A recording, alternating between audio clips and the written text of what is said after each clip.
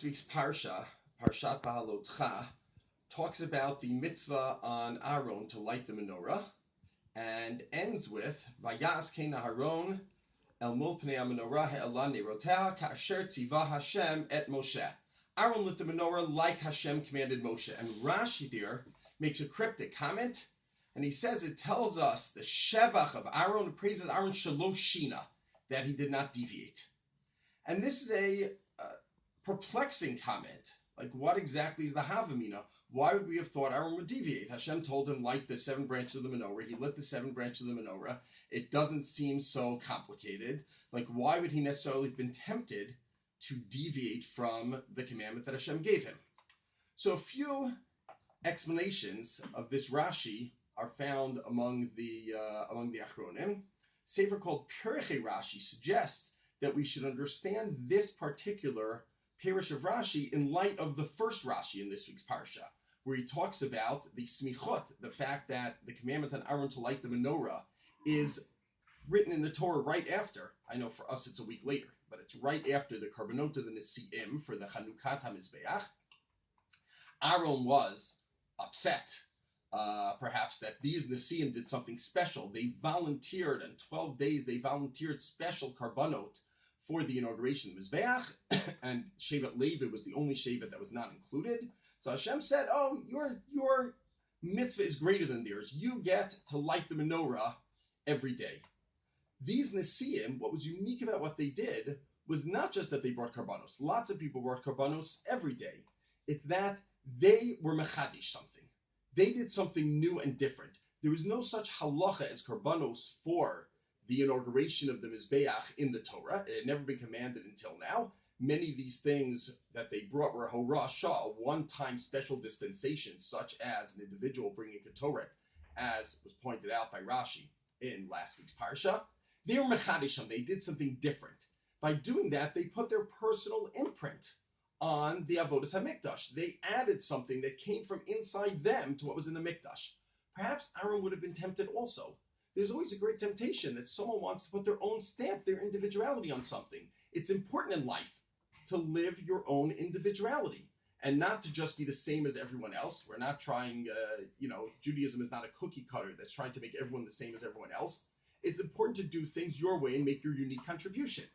Sometimes what's difficult is, and what's challenging is knowing in what parts of our Avodas Hashem we're supposed to bring our own personal style and make our unique contribution, and in what parts of Avodas Hashem we're supposed to do things exactly as they were always done, exactly as the halacha prescribes, without deviating to the right or left.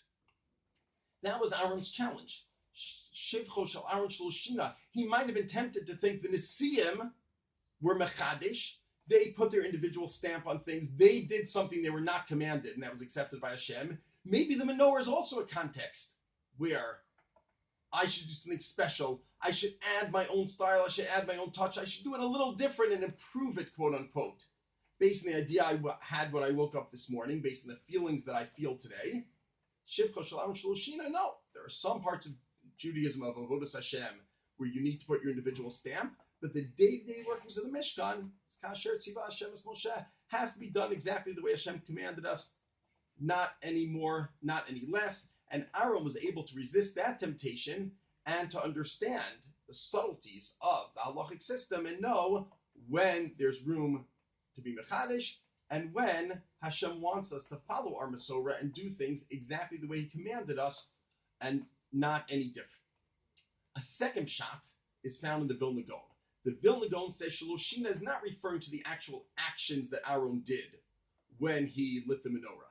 He thinks that Aaron would never have been tempted to do any action other than what he was commanded. The Vilna Gaon says Shaloshina, referring to something, I think another challenge that each of us have all the time. Loshina is what's on the inside. Especially if you're doing the same exact thing every day and you're not being mechadish.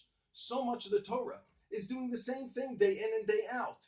Even the davening, when perhaps there is room to be mechadish in the Shemona Esrei. Most people say the same davening every day. We say the same benching. We say the same brachos every day. So many of the mitzvahs are routine. So how do we feel when we do them? You can imagine Aaron, the first day he lit the menorah, it was amazing. what spiritual heights he must have reached. I'm lighting the menorah, bringing the enlightenment of Hashem to the world through the Mishkan. How about the second day? Okay, the third day, the fourth day? How about 10 years later or 20 years later? Did he have the same enthusiasm? It's very hard when you're doing the same thing every day. It's hard to keep the same enthusiasm every day. It's hard to wake up every morning just as excited. When you were 12 years and 11 months old, put on tefillin for the first time. It was amazingly exciting. It's hard when you're 50 years old to have the same excitement to wake up in the morning and put on tefillin that you did when you were almost bar mitzvah. Okay, but that's our purpose in the world. That's what we're trying to work on. To feel the excitement, kol yom yovenecha kichadoshim, to realize that every day is a unique opportunity for avodas Hashem, for coming close to Hashem, for spiritual growth, and to seize that moment. I know it's easier said than done, but that's the Shivcha Shel Aaron, says the Vilna Shloshina, that every day he lit the menorah, and Loshina, he didn't change the enthusiasm he had inside. He was just as excited a month later, a year later, a decade later, as he was that very first day.